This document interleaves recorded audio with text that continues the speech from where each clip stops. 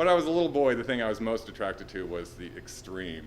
I think even more than what would now be called gay, because there really wasn't a gay vernacular that you could see on media at the time. So my first things that I really fell in love with were reruns of the Addams Family, and the first cartoon I was really perplexed by was Johnny Quest, because it was two boys and two men living together, no women almost anywhere.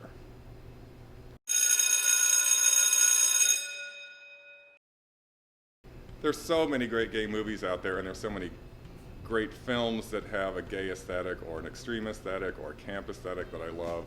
But if I had to single it down just to a couple, I think the greatest gay movie ever made is definitely Pink Narcissus, because it gives this kind of softer side of gay with a little bit of cynicism and a lot of fantasy, and it's not necessarily your Tom of Finland type of fantasy. It's more of a fantastical thing that would be more akin to like Fantasia or the Gold Diggers of 38 or something like that.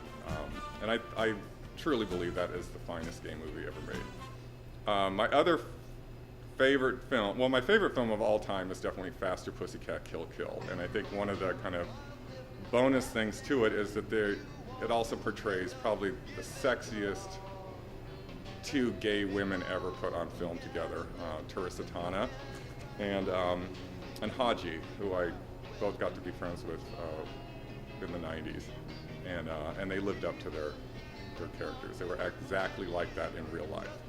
Russ Meyers, to me, is obviously not a gay film director, but he did all of my favorite films, and I think it's because they are so camp and extreme, and sometimes straight humor can be so extreme that it translates well for gay audiences. And I know a lot of the people you've interviewed so far have commented on Valley of the Dolls, but to me, Beyond the Valley of the Dolls kind of takes that and blows the whole thing apart.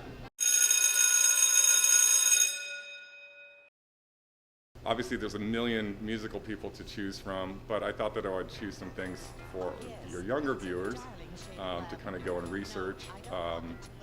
There was kind of the beginning of what I consider to be homocorp was a record label in 1965 called Camp Records. And you could only get these records mail order, and they were illegal to own until 1969. They go for quite a bit now, but I brought some to show your viewers. Here's a Rough Trade, Spanish Barfly, I'd Rather Fight Than Swish, and the B-side is the more, I guess, Queenie version, and that's I'd Rather Swish Than Fight. Mixed Nuts, and Homer the Happy Little Homo.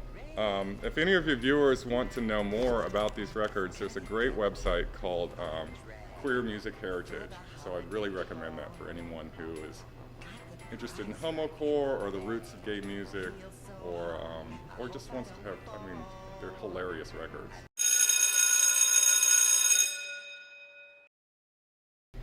There's so many artists that I love, and the majority of them are heterosexual for the most part, but I thought that I would kind of put a name in the hat that hadn't been talked about yet. And there was a woman named Leonore Feeney, who is a contemporary of Salvador Dali, and she was a bisexual, mainly gay, and she was basically the lesbian version of Salvador Dali, and did the same thing that Salvador Dali did in terms of the paintings and the art and the life were all one thing.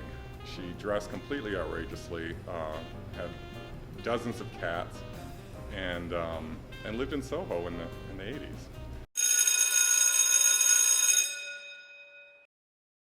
I think for all of your younger viewers that want to learn about the history of gay art, the Leslie Lohman Museum in Soho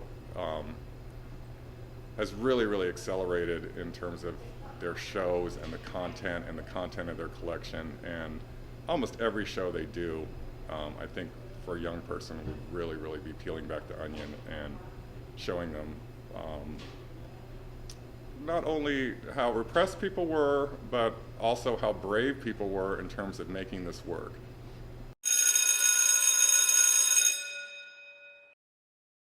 Well, my favorite gay icon of all time is Sal Mineo, with almost no contest. Super brave, you know, took the Hollywood system, got nominated for multiple Oscars, did these remarkable movies, and then 10 years into his career did this crazy movie called Who Killed Teddy Bear, and then started doing gay theater productions, including Fortune in Men's Eyes, where he actually appeared nude on stage, which for an A-list Hollywood actor at that period is just completely insane. Unfortunately, he was murdered before he was 40 years old by mistake. But he's my #1 gay icon.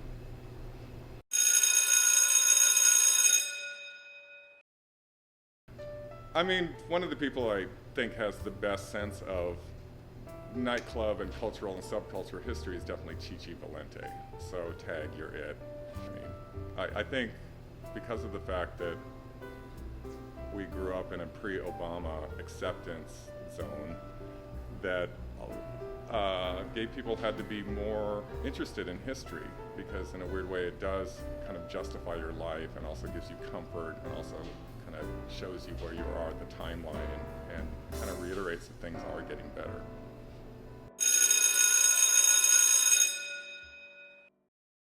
Halston was one of my big go-to when I'm designing for Shaquita, definitely.